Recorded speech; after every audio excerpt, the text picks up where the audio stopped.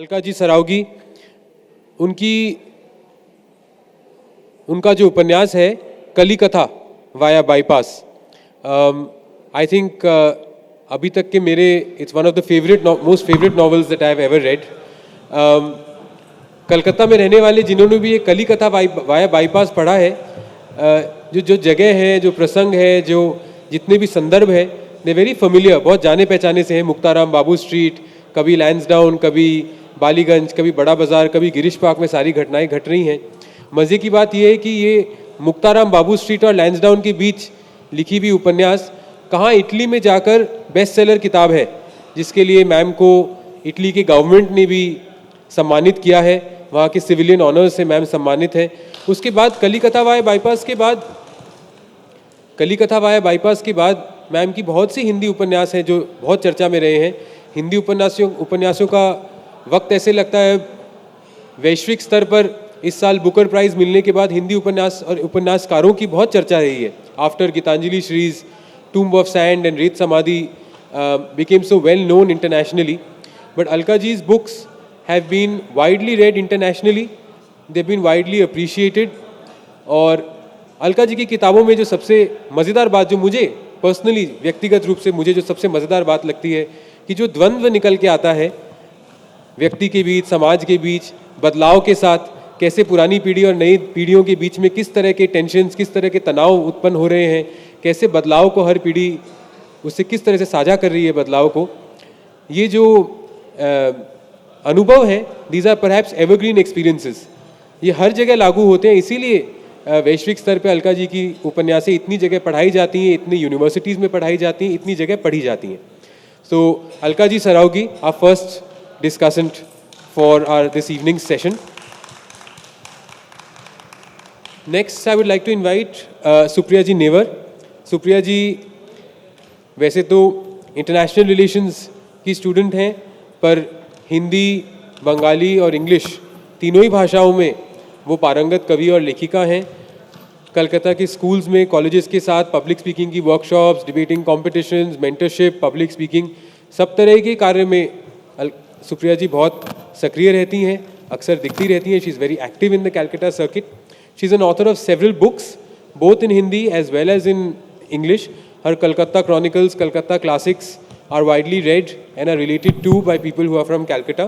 So I welcome Supriya ji as a second discussant for this evening session. Our moderator for the session is Professor Garima Dabai. गरिमा जी जयपुर से हैं, फ़िलहाल presidency university में professor of political science हैं। गरिमा जी का research Jaipur के पुराने शहर old city और जयपुर पर है, पॉलिटिकल साइंटिस्ट हैं, और उन्होंने tourism, heritage development, political economy, इस तरह के विषयों के ऊपर उन्होंने रिसर्च किया है और कर रही हैं अभी। So I will without any further ado I will hand over to the moderator for this session which we have titled देश विदेश और परदेश, diaspora literature and diaspora in literature. Thank you. Just regarding time, इसके बाद हमारा जो अगला सत्र है, that is there are only performances thereafter, so the last we are closing off with sort of some of the best in business. We will be having the दास्तान गोई after this, जो किस्सा गोई है जाहिद और पलाश करेंगे हमारे बीच, बात मुमल महेंद्ररी एंड फितरती चोर। उसके बाद घूमर, जो वर्कशॉप्स में स्टूडेंट्स जिन्होंने घूमर सीखा है वो घूमर की प्रस्तुति देंगे, and then at the end we have the sort of the grand finale act for this 3-day event, which is Barmer Boys. We will be starting Dastan Goi at about 4:45, so perhaps about 40-45 minutes for this panel discussion, और 5 minute हो सकता है audience के अगर कोई सवाल जवाब होंगे तो वो ले सकते हैं। Thank you. Thank you Vishesh, and again thank you KCC for organizing this wonderful event and curating it in a way that brings practitioners or people on the ground and academics like us, together. So these are wonderful conversations, and I'm also happy to host, I think, the only all women's panel in this event. दोनों ही लेखिकाएं जिनका परिचय विशेष दे चुके हैं, अलका जी, सुप्रिया जी, यहाँ के साहित्य जगत में सभी उनको जानते हैं, और यहीं के क्यों, देश विदेश के भी। तो दोनों के ही कामों से मैं वाकिफ़ हूँ। सारे काम तो मैंने नहीं पढ़े हैं पर कुछ पढ़े हैं, और मैं शुरुआत करना चाहती हूँ इस विषय की देश परदेश और विदेश, जिस पे काफ़ी चर्चा अलग अलग पहलुओं पे, आइडेंटिटी क्या है, राजस्थानी होना क्या है, कोट अनकोट मारवाड़ी क्या है, मारवाड़ी आइडेंटिटी क्या है। और हम मारवाड़ी आइडेंटिटी की स्पेसिफिकली इसलिए बात कर रहे हैं, वैसे तो topic diaspora and diasporic literature है, पर इसलिए बात कर रहे हैं क्योंकि हम सभी राजस्थान को बिलोंग करते हैं, और कहीं ना कहीं नॉवेल्स और राइटिंग्स में आप दोनों की ही कलकत्ता शहर तो एक कैरेक्टर की तरह उभर कर आता ही है, पर ये जो मारवाड़ी समाज है ये भी उभर कर आता है, और इसके कई कॉन्ट्रडिक्शंस जो हैं वो भी आते हैं। तो मैं शुरुआत करना चाहूँगी एक छोटे से एग्जर्प्ट से दोनों ही किताबों के। एक तो कलिकथा वाया बाईपास, अलका जी की बहुत ही प्रसिद्ध किताब जिसके कई ट्रांसलेशंस हो चुके हैं, जिसके लिए उन्हें 2001 में साहित्य अकादमी पुरस्कार भी मिला है। ये पेज 36 है। रामविलास ने उसी सुबह गंगा में डुबकी लगाते हुए यह प्रतिज्ञा कर ली थी कि वह इसी भूमि पर रहेगा, यहीं बसेगा, यहीं मतलब कलकत्ता, यहीं अपने प्राण त्याग कर देगा। देश में हवेली बनवाएगा ज़रूर, वह पिताजी का सपना था, लेकिन वह कभी इस शहर को नहीं छोड़ेगा। वह कलकत्ते में निर्वासन का समय नहीं काटेगा, वह कलकत्ता वास करेगा। निर्वासन और वास, रामविलास के जिगरी दोस्त बसंत लाल के दिल में बीकानेर के सरदार शहर के बालू, धोले धोले टीबड़े और उजली निर्मल रेत बसी हुई है। और फिर एक छोटा सा अंश एक राजस्थानी गीत का इस नॉवल में है। तो एक तरफ तो ये कॉन्ट्रडिक्शन जो अलका जी ने अपनी किताब में लिखा, निर्वासन और वास, एक कम्युनिटी जो कि यहाँ आकर बसी, पीढ़ी दर पीढ़ी यहाँ रहने लगी, और उनके अंदर एक द्वंद्व चलता ही रहा और चलता ही रहता है कि हम बिलोंग कहाँ करते हैं। क्या हम वहाँ से जहाँ से आए हैं उन मेमोरीज़ को, उन यादों को क्या हम भुला सकते हैं? जब हम देखते हैं उसकी तस्वीरें, या जब हम हवेलियों के चित्र देखते हैं या बातें करते हैं जो हम कर रहे हैं, कभी कभी रोंगटे खड़े कर देती हैं कि अच्छा ये हमारा पास्ट है। कभी कभी हम नॉस्टैल्जिया में भी चले जाते हैं, पर फिर एक प्रैक्टिकल अनुभव, लिव्ड रियलिटी जो हमारी लाइफ है, जिसकी वजह से हम यहाँ आए हैं, जो है वास करने की, यहाँ को बिलोंग करने की, यहाँ के लोगों के साथ मिलने की। तो ये द्वंद्व मुझे इस किताब में मिला, और ये द्वंद्व ही है जिससे मैं शुरुआत करना चाहती हूँ।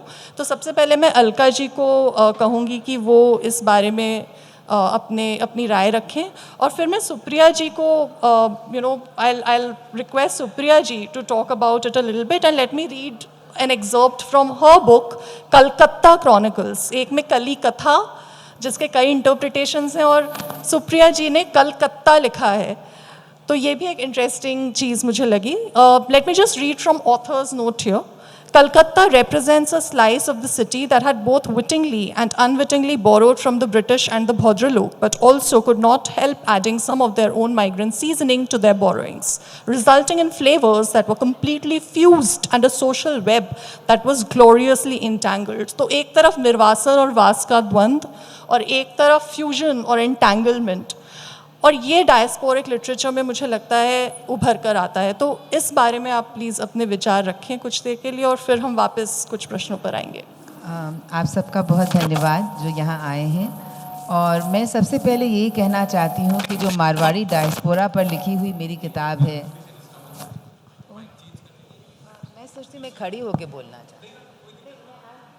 मेरे समुद्र से निकाल कर किसी तालाब में डाल दिया जाए तो क्या उसमें समुद्र की जो ध्वनि होती है उसकी क्या कोई स्मृति उसमें नहीं रहेगी? और क्या 2-4 पीढ़ियों बाद उसकी संतानों में भी उस समुद्र की क्या कोई स्मृति बचेगी? तो राजस्थान से आई हुई 5वीं पीढ़ी की तरह से में जन्मे हुए मेरे जैसे लोगों को ऐसा कभी नहीं लगा कि हम किसी दूर देश से निर्वासित लोग हैं, और शायद हमें राजस्थान अगर भेज दिया जाता तो हमारे लिए एक अजनबी होने का वहाँ पर बोध होता। और घर में भी हिंदी बोलते हुए, मारवाड़ी नहीं हिंदी बोलते हुए, और एक हिंदी मीडियम स्कूल में पढ़ते हुए हमेशा हमने यही समझा कि कलकत्ता हमारा शहर है और हम कलकत्ते शहर के हैं। ऐसा भी नहीं था कि ये प्रतीति नहीं थी कि हमारी भाषा चारों तरफ बोली जा रही बांग्ला भाषा से अलग है और वे इस शहर के मूल निवासी हैं, और यह भी भान था कि हम उनसे कुछ अलग हैं। उनके प्रति एक कौतूहल और अचरज जैसा भी भाव था, और कुछ एक हिकारत सा भी जो शायद एक बड़े बूढ़ों से आया होगा कि ये लोग मांस मछली खाने वाले लोग हैं, क्योंकि हम शाकाहारी थे। और बगल के मकान में जो आधे तार पर लगे हुए पर्दे होते हैं, उनमें से उनके ऊपर से उठती हुई रविंद्र संगीत की ध्वनि और उनकी भाषा में आए हुए तर्क वितर्क एक तरह का एक विस्मय भरा एहसास हमें भरते थे।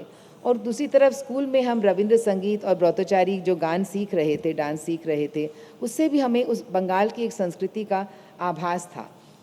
किंतु एक बार जब मैं 15 साल की थी, तब मुझे याद है कि फिज़िक्स की टीचर ने कुछ ऐसा कहा कि ये बोध हुआ कि ये लोग कुछ और हैं और हम कुछ और हैं, और उनमें हमारे प्रति एक हिकारत का भी भाव है, यानी कि इस तरह का कि हम मारवाड़ी हैं तो पोंगापंथी हैं और सिर्फ रुपयों से ही हम हर चीज़ की कीमत को आंकते हैं।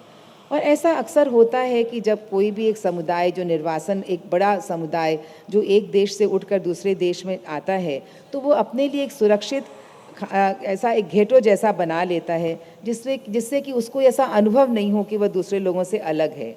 और जब मैं लोरेटो कॉलेज में गई तो मैंने यह पाया कि वहाँ पर ये जो फ़र्क था, ये यहाँ पर अंग्रेज़ी बोलने यानी अच्छी अंग्रेज़ी बोलने या न बोलने के बीच का ही फ़र्क था।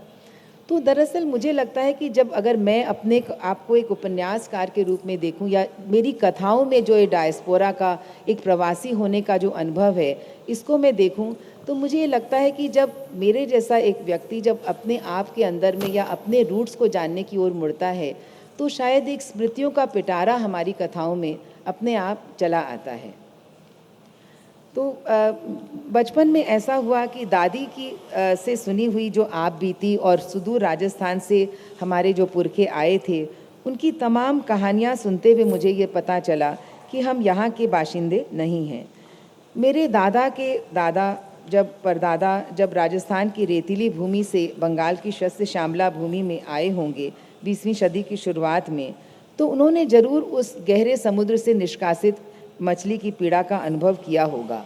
और उनके बाद भी जो आज़ादी के कुछ वर्षों के पहले सालों में, आज़ादी के पहले और उसके कुछ बाद के सालों में भी, जब औरतें राजस्थान में रहती थीं, बच्चों का जन्म वहीं होता था, और जो परदेश चला गया पति है उसके विरह में, और जो रेत के ढोरे जो पीछे छूट गए हैं, उनके लिए उनको उस धरती के लिए तरसते हुई दर्द की तस्वीर हमारे मारवाड़ी गीतों में बहुत सुनाई पड़ती है। मुझे अच्छी तरह मालूम है कि श्रुति जी ने इस तरह के गीत तो बहुत गाए और सुने होंगे।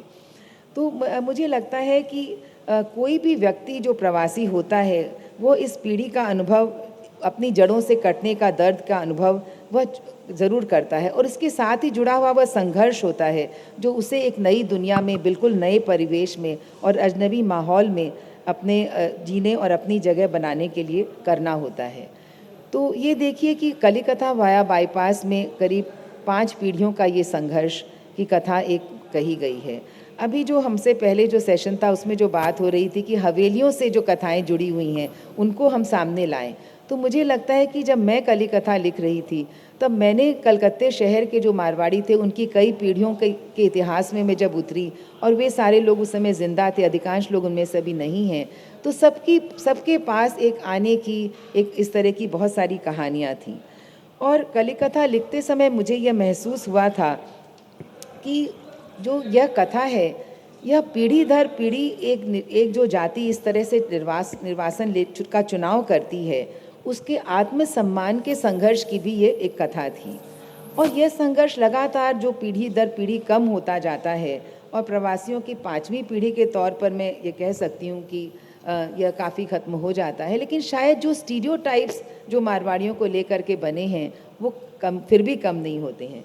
एक आपको दिलचस्प बात बताऊं कि बर्कले यूनिवर्सिटी के एक प्रोफेसर यहाँ आए थे, कलकत्ते के जो मारवाड़ी लेखक हैं उन पर रिसर्च करने, राहुल पार्सन, और उन्होंने कहा कि मैंने जब अपने बंगाली लैंडलॉर्ड से पूछा कि आपने क्या अलका सरावगी का नाम सुना है, वो एक मारवाड़ी लेखिका हैं, तो उन्होंने कहा कि मारवाड़ी लेखिका, मारवाड़ी लोग क्या लिखना भी जानते हैं?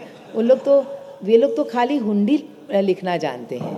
तो और देखिए कि ये इस तरह के जो स्टीरियोटाइप्स हैं जो मारवाड़ियों को लेकर, ये शायद इनको बदलने में के लिए एक शताब्दी का समय भी काफ़ी नहीं होता। तो जैसा मैं कह रही थी कि मेरे लिए जो कलकत्ते की जो प्रवासी मारवाड़ी जाति है और उसकी जो सामूहिक स्मृतियां हैं, इनकी आवाजाही मेरे जीवन में दादी से सुनी हुई कथाओं से ही हुई। और मुझे उनकी कथाओं को सुनते हुए और जो जिन लोगों से मैं मिली लिखते हुए उपन्यास, उनकी कथाओं को सुनते हुए मुझे ये समझ में आया कि जैसे दादी के अंदर में उनकी दादी की और उनकी दादी के अंदर में उनकी दादी की स्मृतियाँ रही होंगी, तो इसलिए जो स्मृतियों की तह दर तह है, ये किस तरह से मतलब मेरी कहानियों में लगातार आती चली गई। और मुझे ऐसा भी लगता था जैसे जो ये माइग्रेटरी बर्ड्स होती हैं, जो प्रवासी चिड़िया होती हैं, उनकी तरह एक जाति अपने मूल स्थान से उठकर बर्मा, रंगून से लेकर के मद्रास, हैदराबाद, कलकत्ता, आसाम, मालवा, बम्बई तक ये जो फैल गई और ये कभी वापस नहीं लौटी, ये अपने आप में एक बहुत ही सोशियोलॉजिकल और एंथ्रोपोलॉजी के हिसाब से एक बहुत बड़ी घटना है। और मुझे ये भी समझ में आया कि कली कथा लिखते वक्त कि ये जो स्मृतियाँ थी उनमें व्यक्तिगत स्मृतियाँ नहीं थी, ये बल्कि एक सारे समूह की स्मृतियाँ थी। ख़ासकर जब मैंने अमेरिकन विद्वान थॉमस टिनबर्ग की किताब पढ़ी जो 1970 में हुई है, यदि आपको मिले तो आप ज़रूर पढ़िए, कि the Marwaris from traders to industrialists. तो ये जो किताब जब मैंने पढ़ी तो उसमें बहुत सारे मैप्स हैं कि मारवाड़ियों का माइग्रेशन कहाँ से किस तरह से होता है। जिस तरह ये चींटियाँ चलती हुई मैप में जब आपको दिखाई देती हैं, तब आपको समझ में आता है कि आपका जो अपना व्यक्तिगत एक आपकी स्मृति है, या आप जिन लोगों से बात कर रहे हैं उनकी जो सामूहिक स्मृतियां हैं, उन सब के पीछे में एक बहुत बड़ी कथा है। और ये बहुत बड़ी कथा है, और ये कथा अक्रॉस जनरेशन्स, जो इतनी सारी पीढ़ियों से चलती हुई कथा है, उस कथा को लिखने की एक बहुत बड़ी जिम्मेदारी जैसे मैंने महसूस की उन सब कथाओं को सुनते हुए। और देखिए, ये भी हम जानते हैं कि कितने भी आप तथ्य जान लें, विवरण जान लें, आंकड़े जान लें, लेकिन उनसे कोई कथा नहीं बनती है। कथा दरअसल एक रहस्य की तरह खुलती है, और लेखक को भी वो बहुत सारी अनजानी गलियों की भूल भलैया से गुजारते हुए ले जाती है, जिनको लेखक खुद भी लिखने के बाद ही काफ़ी हद तक समझ पाता है। और मैंने जो ये कथा लिखी, जो मारवाड़ी डायस्पोरा, कलकत्ते के मारवाड़ी डायस्पोरा की कथा, तो अनिवार्यतः ये कलकत्ता के बड़ा बाज़ार से इलाके से शुरू हुई थी, जहाँ की सेंट्रल एवेन्यू या जो मध्य कलकत्ता को जो सड़क बनी थी, जिसको कई लोग अब तक नई सड़क के नाम से जानते थे, उसमें मारवाड़ियों ने इसी नगर से कमाए हुए अपने पैसों से बड़े बड़े प्लॉट खरीद कर 4 तल्लों के लगभग एक जैसे चौक वाले रिहायशी मकान बनाए थे। और ये डायस्पोरा की कथा का ये जो कलकतिया मोहल्ला या मुकाम था, यहाँ से वह कथा आज जब मैं लिख रही थी 98 में ये कथा, तब वह आज़ादी की 50वीं सालगिरह देश में मनाई जा रही थी। तो यह कथा वहाँ से शुरू होती है और ये 1857 के गदर तक, यानी 150 साल पीछे। तो ये कथा इस तरह आगे पीछे चलते हुए 150 साल के इस अंतराल में कई पीढ़ियों के इस प्रवासी शहर में थोड़ा सा या ज़्यादा टुकड़ा जीव कर ख़त्म हो जाने वाली यह कथा थी। और यह कथा सिर्फ यही नहीं थी, बल्कि इसमें इस शहर की गलियों और आज़ादी के इतिहास की लड़ाई के भी कई खंडों को जिया था इस शहर की इस प्रवासी पीढ़ी ने। और इन सब में इस प्रवासी पीढ़ी की जो कथा थी, यानी कि ये जो निर्वासन था, अपने आप पैसे कमाने के लिए लिया हुआ था, इसको सिर्फ पीड़ा, विरह या नॉस्टैल्जिया की कथा के रूप में ही नहीं कहा जा सकता था। क्योंकि मुझे कथा समझते हुए ये लगा कि इस कथा में एक अतीत के प्रति, जो मारवाड़ी जाति का जो अतीत था, उसके पीछे भी एक तरह की उदासीनता या अरुचि, यहाँ तक कि एक वितृष्णा भी थी। जैसे कली कथा की शुरुआत में ही ये प्रसंग आता है कि कलकत्ते के जो साउथ कैलकाटा में रहती हुई जो लड़कियाँ हैं, किशोर बाबू जो इसके मुख्य किरदार हैं, तो वह बड़ा बाज़ार में रहने वाले किसी लड़के से, किसी बाशिंदे से शादी करने की कल्पना तक नहीं कर सकती हैं, बल्कि वहाँ जाने के नाम पर नाक भौं सिकोड़ने लगती हैं और अपने परिवार के इतिहास को धोने पोंछने के लिए कई तरह के आयोजन किए जाते हैं परिवारों में, जैसे कि नया फर्नीचर खरीदना, पीरियड फर्नीचर खरीदना, या पूर्वजों के गिल्ड फ्रेम के पोर्ट्रेट लगाना। और जो ग्लोबल कलकत्ता था, उसकी भी आहट अगली पीढ़ी तक पहुंच चुकी थी। और जब किशोर बाबू अपने बचपन के आज़ादी के आदर्शों, गांधी और सुभाष के आदर्शों को ढूंढते पैदल जब कलकत्ते की सड़कों की गली गली खाक छानने लगते हैं, तो डायस्पोरा की जो नई पीढ़ी है वह उनको पागल करार करने में कोई संकोच नहीं करती। और उस समय ये कथा सिर्फ एक मारवाड़ी जाति की कथा न होकर के भारतवर्ष के हर मिडिल क्लास घर की कथा बन जाती है, जिसके लिए अपने परिवार के इतिहास, अपने उसके बीते हुए संघर्ष, उसके जीवन मूल्य को खोजना एक गड़े मुर्दे उखाड़ने से ज़्यादा उसका कोई मूल्य नहीं रह जाता है। मैं इसको एक तरह का वॉलंटरी एमनीसिया भी कहती हूँ, यानी कि एक तरह का इच्छा से किया हुआ स्मृति लोप, जहाँ आप चीज़ों को भूल जाते हैं, जहाँ पुराने इतिहास की यदि आप बात करते हैं तो जैसे आप वर्तमान से धोखा कर रहे हों। तो मुझे लगा था लिखते हुए कि नॉर्थ कैलकाटा से साउथ कैलकाटा का ये जो 10 किलोमीटर का सफ़र था, इसने अपने पुरखों और उनके इतिहास और नई पीढ़ी के बीच में जैसे कई ग्रहों का फासला खड़ा कर दिया था। बड़ा बाज़ार की गद्दियों में, पुराने ढर्रे के दफ्तरों में आज भी राजस्थान से आई हुई ठीक है, तो पीढ़ियों का ये आप बहुत सारा ये आप माने आप पगड़ी बांधे हुए लोगों की तस्वीरें मिल जाएंगी, लेकिन आज की पीढ़ी के साथ उनकी भाषा, उनकी जीवन शैली और मूल्य बोध में कोई समानता उसमें खोजने से नहीं मिलेगी। तो मैं कली कथा का एक बहुत छोटा सा प्रसंग आपको सुनाकर अपनी बात खत्म करूंगी कि कल जब आज़ादी की 85 वर्षगांठ पर किशोर बाबू का लड़का एक हरे रंग की फोर्ड गाड़ी खरीद कर ले आता है 0% लोन पर, और किशोर बाबू को पता है कि फैक्ट्री ठीक से नहीं चल रही है और भयंकर टानाटानी है, ये खर्च बिल्कुल गलत है। तो वो अपने बेटे को लेकिन डांटने का निश्चय नहीं करते हैं, फिर उसको बुलाकर उससे बात करना चाहते हैं। तुम्हारे दादाजी का नाम मालूम है तुम्हें? लड़के ने खिन्न होकर कहा, हाँ, भूरामल जी। किशोर बाबू ने फिर कहा, उनके पिता का नाम? नहीं मालूम। मैं बताता हूँ, केदारनाथ जी, उनके पिता का नाम रामविलास जी, उनके पिता का नाम घमंडी लाल जी।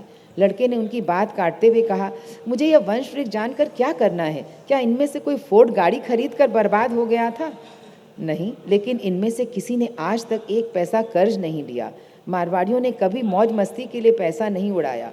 बाप मर गया तो बेटे ने कर्ज चुकाया, बेटा मर नहीं चुका पाया तो पोते ने चुकाया, और तिल तिल करके पैसा जोड़ा। माचिस की तीलियों तक का हिसाब रखते थे मेरे पिताजी। किशोर बाबू का लड़का घबरा गया कि अब उसे अपने हर दादे परदादे की कंजूसी से जुड़ी एक कहानी सुननी पड़ेगी। वह बोला, इसीलिए तो मारवाड़ी बदनाम है, उन्हें ऐसे ही भारत का जूस थोड़ी ही कहा जाता है। तो ये देखिए कि ये जो डायस्पोरा की ये जो पीढ़ी तक कथा आती है, तो ये कथा एक अपने आप में, जो इन्होंने रामविलास की कथा कही कि जो किशोर बाबू के परदादा हैं कि वास और निर्वासन के बीच में चुनने की कथा, तो ये कथा ये मारवाड़ियों की अक्रॉस जनरेशन्स जो कथा आती है, और मुझे लगता है कि जब कोई भी कथा कही जाती है तो वो बहुत सारे अफसोसों की, बहुत सारे उधेड़ बुन की, बहुत सारी कश्मकश की कथा होती है, और उसी तरह वो कथा एक अपने आप में आपको उन सारी स्मृतियों के दायरे में ले जाती है जहाँ ये सारे पुरखे कहानी में अपनी जगह की मांग करते हुए आते हैं। धन्यवाद। पिछले 25-30 साल से लिख रही हूँ। ये कलम अच्छा दोस्त है मेरा, और 3-4 साल पहले एक किताब जो लिखी जिसके बारे में जिसकी बात आज उठी है, और वो कॉन्टेक्चुअल है वो किताब और ये बात, और मैं जब आपको बताऊंगी तब आप समझेंगे। तो सबसे पहले तो ये है कि मुझे ऐसे लगा कि अपने ये जो कैलकटा शहर, जब तक कोलकाता नाम नहीं पड़ा था हम लोग सब कैलकटा कहते थे, ठीक है? तो कैलकटा के बारे में बहुत सारी बातें हैं, फिक्शन भी नॉन फिक्शन भी। कैसी बातें? पोएट्री है, स्टोरीज़ हैं, नॉवेल्स हैं, फिल्म्स हैं, डॉक्यूमेंट्रीज़ हैं। यानी कैलकटा जो एक शख्स है, एक बार एक शख्सियत अगर आप समझें कैलकटा की, तो वो देश परदेश हर जगह उस चीज़ का आभास है। और लोग इमीडिएटली समझ जाते हैं कि कैलकटा से क्या चीज़ का हमारा तात्पर्य है। इतने साल ब्रिटिशों की हुकूमत रही यहाँ, तो कैलकटा का बहुत रुतबा था, तो एक लेगेसी वैल्यू बनी उसकी। और जहाँ तक लिटरेचर का सवाल है, तो कैलकटा वाज वेल रिप्रेजेंटेड। अब बात करते हैं कोलकाता की। मैं नाम पे सिर्फ नहीं जा रही हूँ, मैं उसकी तासीर पर जा रही हूँ। कोलकाता उस बंगाली भद्रलोक का शहर है, उस बारे में भी दुनिया भर का कुछ लिखा गया है, समझा गया है, उसके ऊपर बहुत प्राइड है। तो कोलकाता और कैलकटा तो है, और बात लिखी भी जा चुकी है, समझी भी जा चुकी है। पर अगर कलकत्ते से हम थोड़ा भी बाहर कहीं जाएं तो हमें कैलकटा यूज़ करना पड़ता है। मैं 2011 से पहले की बात कर रही हूँ, जब तक नाम कैलकटा था। पर मुझे ये लगा कि भाई इन दोनों शहरों के बीच में एक बेचारा कलकत्ता भी तो रहता है। अब ये कलकत्ता क्या है? कलकत्ता मेरे हिसाब से वो है जो यहाँ के सिर्फ मारवाड़ी और राजस्थानी नहीं, पर कई सारे प्रवासी, मैं अपने आप को प्रवासी हरगिज़ नहीं मानती, उस बात में आऊँगी 1 मिनट में, पर यहाँ के कई सारे प्रवासी जो कम्युनिटीज़ हैं, ये कलकत्ता वो है जो दुकान चलाता है, जो मजदूरी करता है, जो बनिया हैं, जो व्यापारी है, जो बिहारी है, जो यूपी से आया है, जो हर छठ पूजा के वक्त हर साल बोलता है हम देश जा रहे हैं। कलकत्ता उनका शहर है। और मुझे ऐसा लगा कि इस कलकत्ते में कुछ ख़ास बातें हैं। ये कलकत्ता जो है, इसने जाने अनजाने में कैलकटा से खूब सारी चीज़ें ली हैं, क्योंकि कैलकटा जब बसा हुआ था और अपने चरम सीमा पर था, तो यहाँ के बाबू कल्चर जो उठा, उसमें बहुत ज़रूरी था कि हम कैलकटा के पेकिंग ऑर्डर को, उसकी हायरार्की को समझें। कोलकाता को तो समझना ही था और उसकी बात तो माननी ही थी, क्योंकि जैसा अलका जी ने कहा और मैं सहमत हूँ उनकी बात से कि जो पॉपुलर कल्चर है वो कोलकाता का था। इसके बीच में कलकत्ते ने बड़ी खूबी से और बहुत अच्छे से अपनी जगह बनाई। आप ज़रा विचार करिए कि हम लोग कलकत्ते के बाहर अगर नॉर्थ के तरफ आप जाएं और सब्ज़ी मंगवाते हैं तो बोलते हैं रस की सब्ज़ी। यहाँ कोई हम लोग रस नहीं बोलते। मैं यकीन से कह सकती हूँ यहाँ जितने राजस्थानी लोग बैठे हैं वो बोलते होंगे झोल वाली सब्ज़ी। ठीक है, कोई बोलता है आप में से कि रस की सब्ज़ी दीजिए? झोल की सब्ज़ी। अब झोल कोई शब्द नहीं है राजस्थानी में, तो झोल और झाल हमने सीखा और हमने उसको सिर्फ सीखा नहीं, अपनाया। तो मैंने किताब में लिखा है कि जो कलकत्ते का बाबू हुआ वो यहाँ के झोल झार और गोंडोगोल तीनों चीज़ को समझ गया और खूब अच्छे से उसमें उसने हाथ जमा लिए। तो एक तो बात थी कि कलकत्ते की कहानी मुझे बतानी थी 2 कारणों से। एक तो वो कहानी बनती है बताने की, वो एक इंटेंजिबल हेरिटेज थी। दूसरी ये बात थी कि अनलेस वी टेक प्राइड, मैं बार बार राजस्थान के ऊपर प्राइड नहीं कर सकती हूँ। मैं 4थे जनरेशन कलकत्ता की हूँ, तो बार बार मुझे प्राइड फील करने के लिए उस एंसेस्ट्रल विलेज में नहीं जाना पड़े कि जो विलेज हम 150 साल पहले छोड़ के आए हैं। कर्मभूमि ये है, जन्मभूमि ये है, पालन पोषण यहाँ हुआ, शिक्षा यहाँ ग्रहण की, दोस्त यहाँ बनाए, रिश्ते यहाँ हुए। तो बार बार मैं एकदम आपसे ये नहीं कह रही हूँ कि हम अपने जड़ काट दें, बिल्कुल नहीं। राजस्थान से बेहद बेहद मोहब्बत है मुझे, और रोंगटे खड़े इस तरह से होते हैं कि उनको मैं बैठाती भी नहीं हूँ। फिर राजस्थान की तस्वीरें देखती हूँ, रोंगटे खड़े होते हैं तो मैं खड़ी ही रखती हूँ, उनको बैठाने की जल्दबाजी नहीं करती हूँ। पर इसका मतलब ये नहीं है कि कलकत्ते को मैं प्रवासी के नज़र से देखूँ। वो मेरा शहर है, मेरा घर है, मेरा गांव है, और उसकी बात पहुंचाना मेरी जिम्मेदारी है, उस कोलकाता वासी को भी और उस कैलकटा वासी को भी। और मैं आपको खुशी से ये बात बताती हूँ कि ये कलकत्ता क्रॉनिकल्स बड़ी साधारण सी किताब है, और इसमें जितनी बातें लिखी हैं वो आप सबको, यहाँ जितने लोग बैठे हैं सब वाकिफ़ हैं उन सारी बातों से, क्योंकि इसमें मैंने उन छोटी छोटी कहानियों के बारे में लिखा है जिससे कलकत्ता तैयार हुआ है। जैसे हम लोग जब स्कूल जाते थे 35 साल पहले, तो बंगाली के टिफ़िन में अंडा या खीरे के सैंडविच होते थे, और हमारे जितने मारवाड़ी स्टूडेंट्स थे क्लास में उनके यहाँ कढ़ाई की पूड़ी और आलू की सब्ज़ी होती थी। अब मुझे ये बताइए, आज तो वो मारवाड़ी के टिफ़िन में भी वो नहीं है, मुझे नहीं पता क्या जा रहा है, पर ये तो नहीं जा रहा। तो वो बात तो छूट गई ना, आपने पहुंचाई नहीं ना, रखी नहीं वो बात। हम जैसे ट्रेन में सफ़र करते थे, वो सफ़र उतना ही निराला था जितना हमारी छुट्टी, तो वो बात आपने बताई नहीं।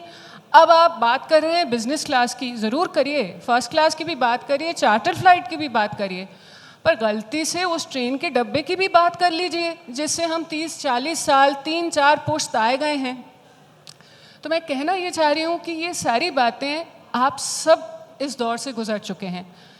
एक खासियत और भी है कि कलकत्ते में कम से कम 3 दशक, ऐसा आम तौर पर बाकी बड़े शहरों में नहीं पाया जाता है। बम्बई में बदलाव ज़्यादा तेज़ी से आया, दिल्ली में भी, बाकी जगहों में भी, पर कलकत्ते में आप देखेंगे कि 3-4 पुश्त, कम से कम 3 पुश्त एक ही तरह से जीवन व्यापन करते रहे। कोई ऐसा मैं नहीं कह रही हूँ कि बिल्कुल ही बदलाव नहीं आया, पर लगभग मोटे मोटे रूप पर अगर देखेंगे तो 60s से लेकर के 1980s तक तकरीबन 25-30 बरस जीवन की शैली कुछ एक तरह से चली। वो शैली का कहीं कोई बात ही नहीं है। एकदम से हम लिबरलाइजेशन के दौर पर जब उतरे 90s में तो दुनिया बदल गई।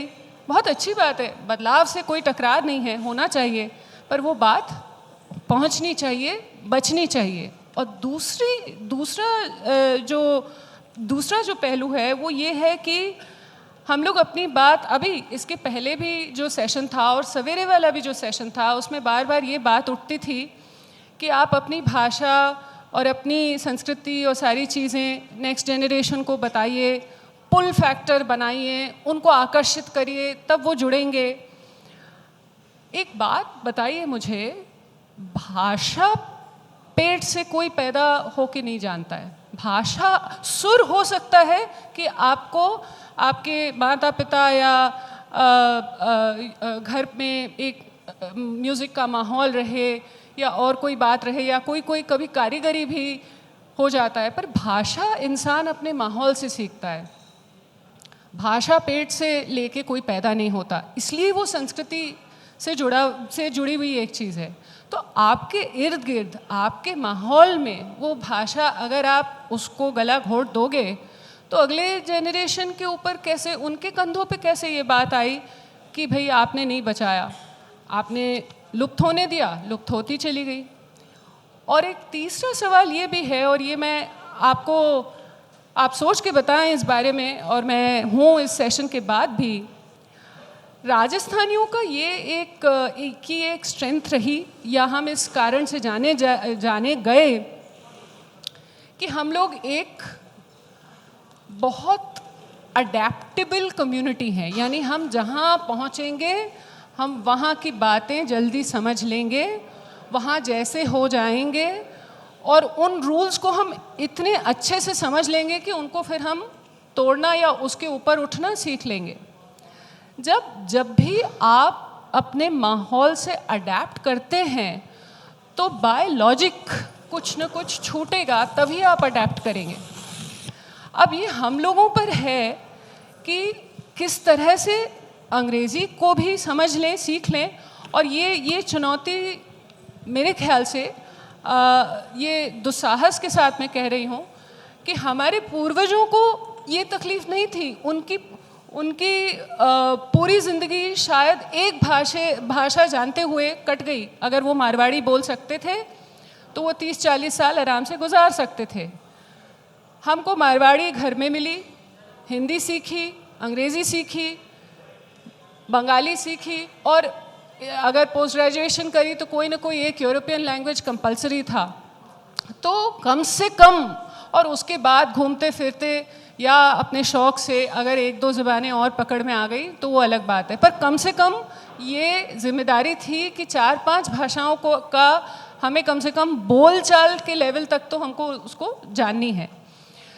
तो ये सारी बातें हैं। इसमें कहीं ना कहीं आपने कहा भाषा और कलकत्ता और कैसे ये सारी चीज़ें हैं, तो ये एक ब्रॉड पर्सपेक्टिव है। Thank you.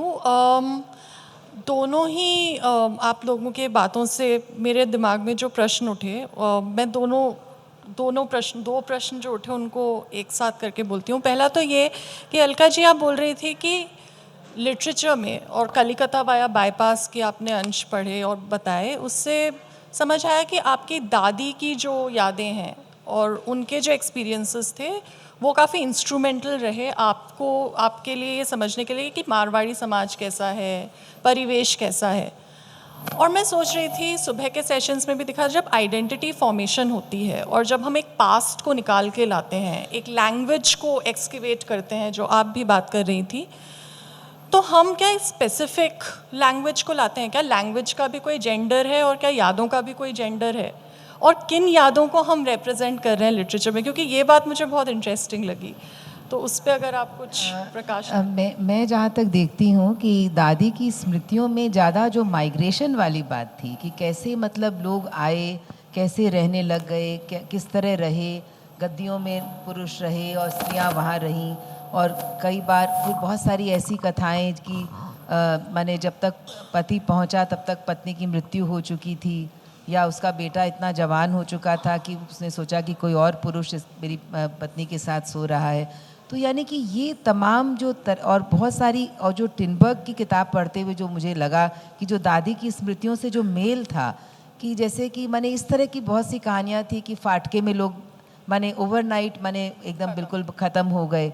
तो टिनबर्ग इसको कहता है कि मारवाड़ी इसके लिए कि पेंचेंट फॉर टेकिंग रिस्क, तो माने जो एकदम बिल्कुल इस तरह की रिस्क ले लेना, तो मतलब जो एक व्यक्तिगत स्मृतियाँ होती हैं उनसे वो एक जातीय स्मृतियाँ, जो एक सामूहिक स्मृतियाँ होती हैं, तो वो इन दोनों के वो आपको एक आइडेंटिटी का बोध कराती थी कि मतलब कि हम लोग आए तब ऐसा था, हम लोग बड़ा बाज़ार में रहे या इस तरह के मकान में रहे या इस तरह का काम करते थे।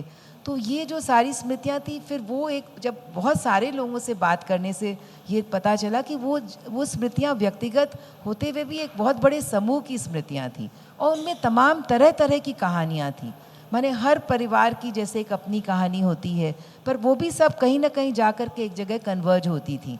तो इस तरह वो स्मृतियों का जो संसार था वो बहुत लगातार बहुत बड़ा होता गया, और बहुत सारी कहानियाँ जैसे एक साथ आना चाहती थी लिखने में।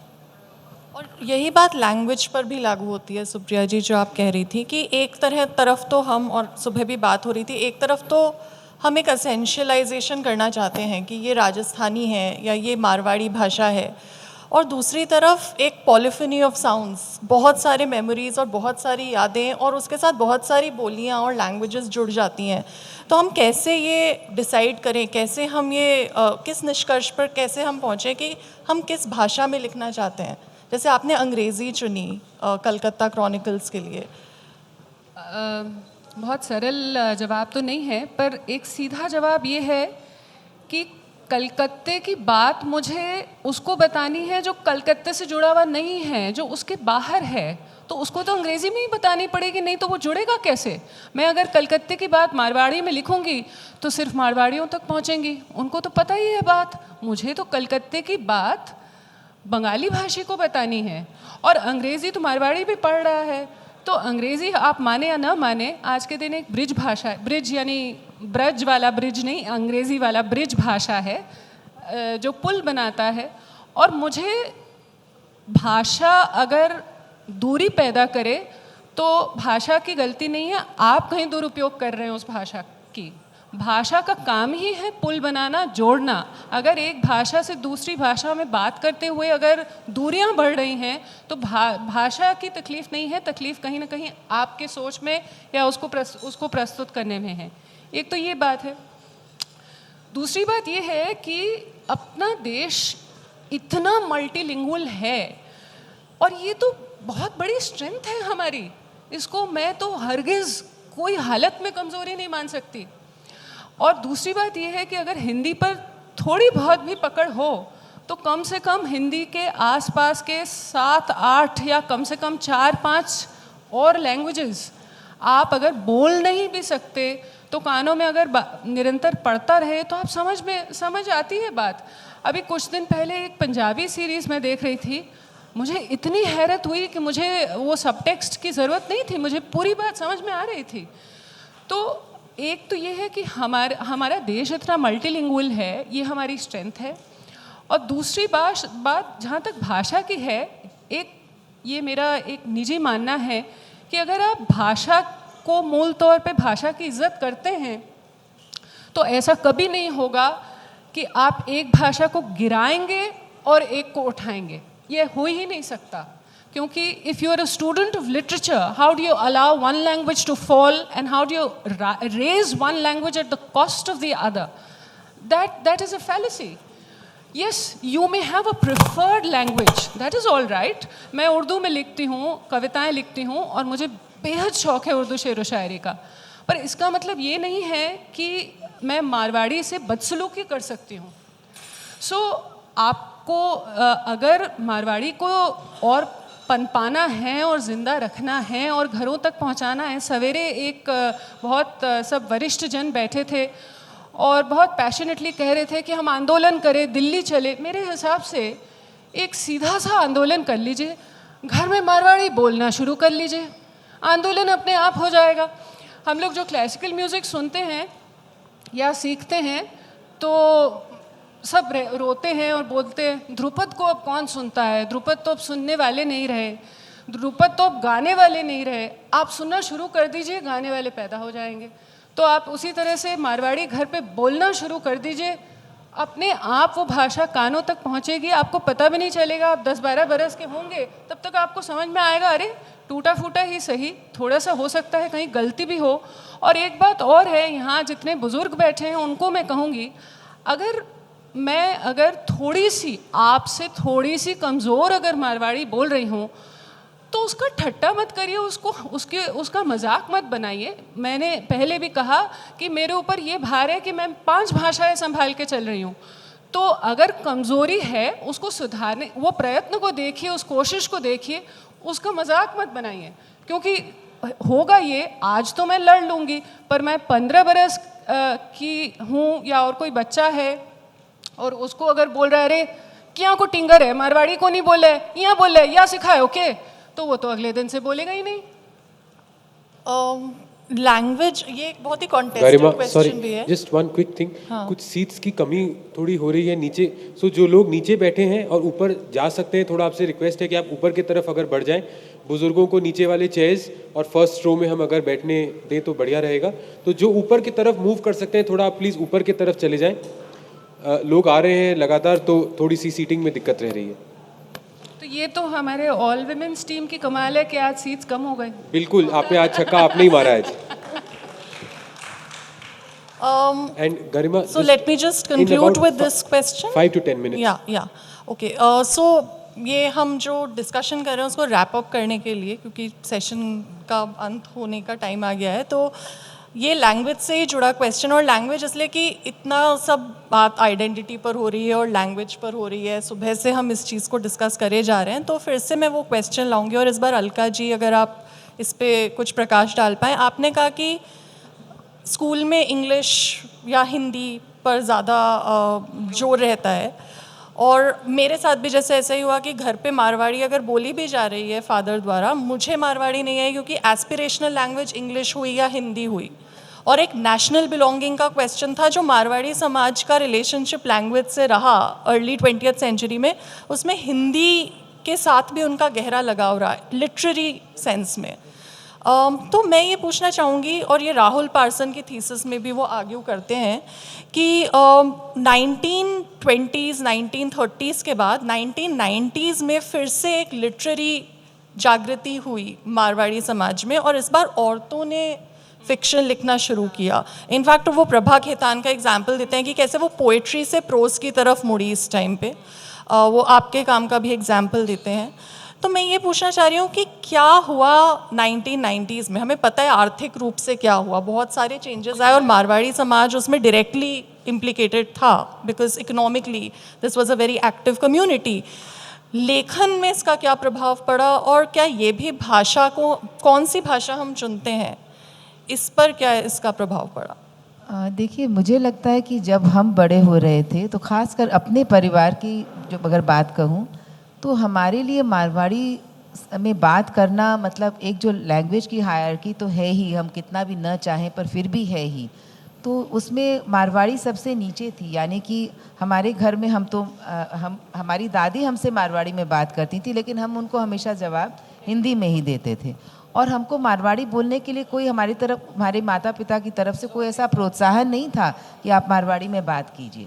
तो इसलिए मारवाड़ी हमेशा एक ऐसी लैंग्वेज बनती गई जिसको हम जो बड़े लोग बोलते हैं या जो जैसे मेरे हस्बैंड चूँकि वो नॉर्थ कैलकाटा में बड़े हुए तो वो अपने माता पिता से अब भी मारवाड़ी में बात करते हैं, पर हमने कभी मारवाड़ी को सही मतलब माना नहीं कि मारवाड़ी कोई सीखने लायक लैंग्वेज है या हमको उसको सीखना ही है या हमको उसी में बात करनी है। ऐसा हमारे परिवार में भी हमको कभी बताया नहीं गया।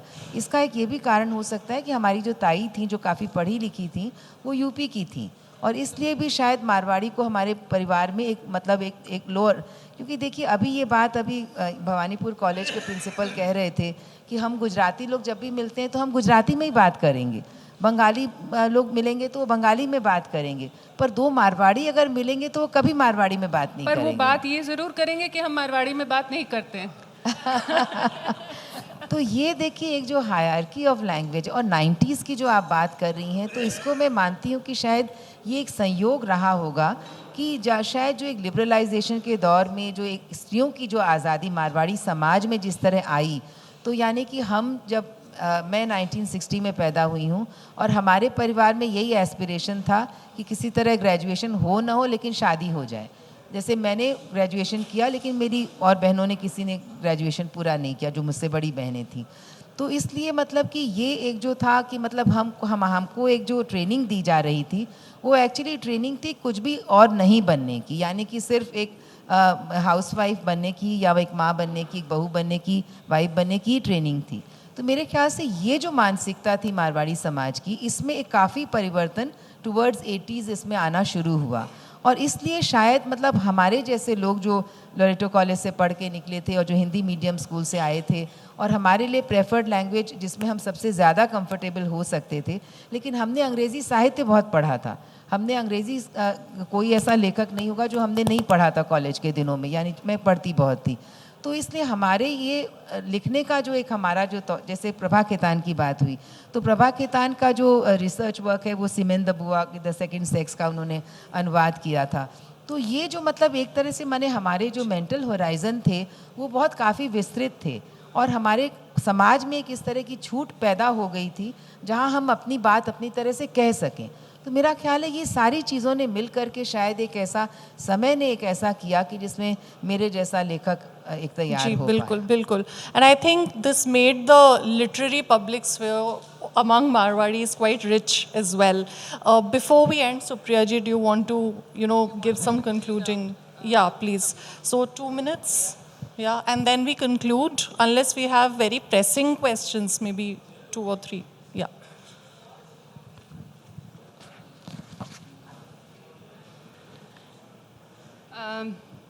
दो आखिरी मिनट हैं तो मैं अपने किताब से एक ऐसा छोटा सा वाक़या पढ़ना चाह रही हूँ और इसके बाद शायद कुछ चेहरों पर तो हंसी खिलनी चाहिए, जितने चेहरे यहाँ दिख रहे हैं, क्योंकि इसमें वो बात कही गई है जो यहाँ बैठे बहुत सारे लेडीज़ ने अपने घरों में देखी होगी कि हर मारवाड़ी घर में पापड़ कैसे बनते थे। अब इतनी ये बहुत कोई आसान काम नहीं है, बहुत कला चाहिए और हर घर में खाने वाली चीज़ है, बनती थी पर ये डॉक्यूमेंट नहीं हुई। कोई फिल्म में मुझे आज तक नहीं कोई सीन दिखाई पड़ा या याद है कि जिसमें ये बात दिखे कि हर घर की महिलाएं आराम से दिनों दिन बैठ करके पापड़ बड़ी बना रहे हैं और उनसे उनका घर भी चल रहा है। So this is in English and हाथों तो ट्रांसलेशन हो नहीं पाएगा, आप लोग दिमाग में कर लें। Homemade. A pitched battle continued between us and the crows. The scavengers would gather in large numbers, cawing loudly as they eyed the goods. Even if our attempts to shoo them fell short, and one or two of them got lucky, my Dadi never failed to scare them away. Though diminutive in size, the resolute balan in her hand and the reprimand on her tongue were enough to keep the crows at bay. After all, the papers laid out to dry on the chat were the result of a great deal of skill and toil and were not to be taken lightly. Though my mum, all my aunts and some of my sisters did play a role in the annual operation of papers being made at home, the boys were spared entirely. लड़कों का काम थोड़ी है. And were entrusted only with guarding them. Since I was too young to be participating in the making of it, I joined the boys in playing guard at the terrace, where hundreds of papas were laid out on bamboo chattais under the winter sun for them to dry before they could be stored in large steel canisters for the year. The papad making operation was not an ordinary one. All the women folk pooled in their time, skill, and talent as they rolled out hundreds of balls of finely ground pulses mixed with all kinds of spices and oils into perfect circular wafer-thin sheets. Whilst they were collectively at it, somewhat of a friendly competition ensued. If one could prepare a delectable dough, the other could roll it out thin. If one was fast, the other was meticulous. The exercise that carried on for a good week left the entire house smelling of freshly made papad. Much of it was also sent out to relatives and neighbors who looked forward to receiving this annual quota of their homemade crunchy treat. I'll stop here. Thank you so much. So thank you. With this, we come to the end of the session.